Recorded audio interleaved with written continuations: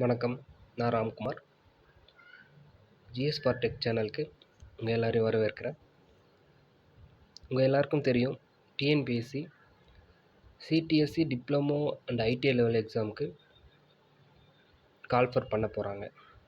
சரிங்களா? அதில் ஒரு ஆன்லைன் டெஸ்ட் பேட்ச் மூலிமா எப்படி நம்மளால் ஜிஎஸ் பேப்பரில் 80+ கொஷின்ஸ் ஸ்கோர் பண்ண முடியும், அதை தான் இப்போது பார்க்க போகிறோம். இந்த டெஸ்ட் பேட்ச் 100 டேஸ் நடக்க போகுது. அதாவது மே மாதம் 2025 ஆகஸ்ட் 2025 வரைக்கும் நடக்க போகுது. வாரத்தில் 2 நாள் இந்த டெஸ்ட் நடக்க போகுது. என்றைக்குன்னு பார்த்தீங்கன்னா செவ்வாய்க்கிழமை அப்புறம் சனிக்கிழமை. டோட்டலாக நம்ம 24 டெஸ்ட் எழுத போகிறோம். இதில் 3 ஃபுல் டெஸ்ட்டும் அடங்கும். சரிங்களா? நம்ம ஒவ்வொரு சனிக்கிழமையும் 25 ஆப்டிடியூட் அப்புறம் ரீசனிங் கொஷின்ஸ் எழுத போகிறோம். சரிங்களா? நம்ம எல்லாருக்கும் தெரியும், டிஎன்பிஎஸ்சி ஆனுவல் பிளானர் படி CDSC diploma ITI level exam June மாதம் கால்ஃபர் பண்ண போகிறாங்க. சரிங்களா? அதுக்கான எக்ஸாம் ஆகஸ்ட்டில் 28 நடக்க போகுது.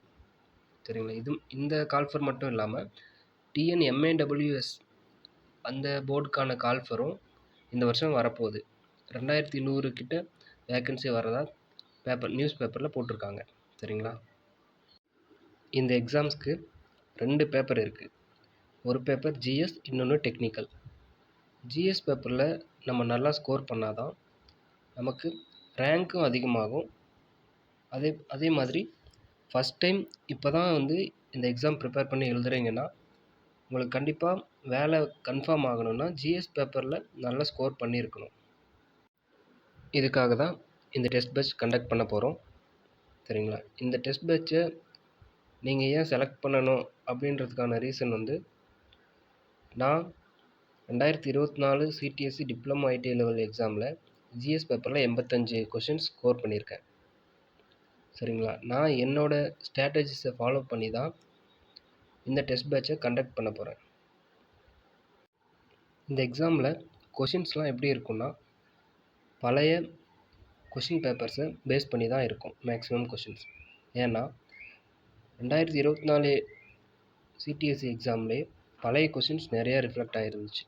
சரிங்களா? அதனால் டிஎன்பிஎஸ்சியோட கொஷின்ஸை பேஸ் பண்ணி தான் இந்த கொஷின்ஸ் உருவாக்க போகிறோம்.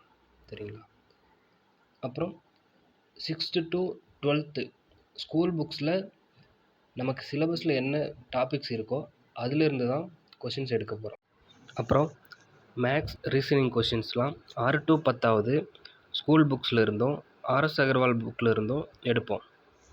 சரிங்களா? நீங்கள் ஜிஎஸ் நல்ல ஸ்கோர் வரணுன்னா மேக்ஸில் நல்லா ஸ்கோர் பண்ணுறது ரொம்ப இம்பார்ட்டன்ட்.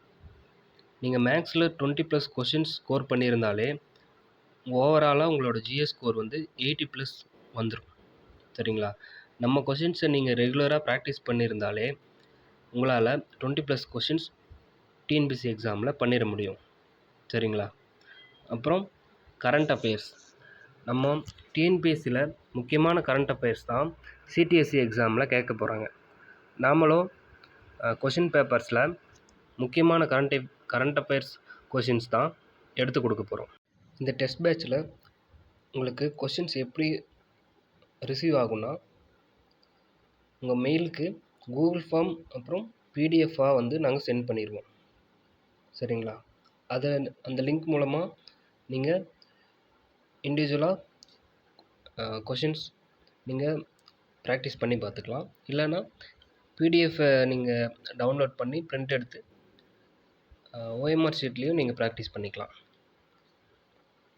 இந்த டெஸ்ட் பேட்சை கடைசி வரைக்கும் நீங்கள் ஃபாலோ பண்ணிங்கன்னா கண்டிப்பாக உங்களால் 80 கொஷின்ஸ்க்கு மேலே ஜிஎஸ்சில் பண்ண முடியும். சரிங்களா? அதனால் உங்களுக்கு நல்ல ரேங்க்கும் வரும். நீங்கள் பிடிச்ச டிபார்ட்மெண்ட்டையும் உங்களால் செலக்ட் பண்ணிக்க முடியும். ஃபஸ்ட் டைம் இப்போ தான் இந்த சிடிஎஸ்சி எக்ஸாம்ஸ்குள்ளே நீங்கள் வரீங்கன்னா டெக்னிக்கல் பேப்பரோட ஜிஎஸ் பேப்பரையும் நீங்கள் நல்லா பண்ணியிருந்தால் மட்டும்தான் உங்களுக்கு கவர்மெண்ட் வேலை கன்ஃபார்ம் ஆகும். சரிங்களா?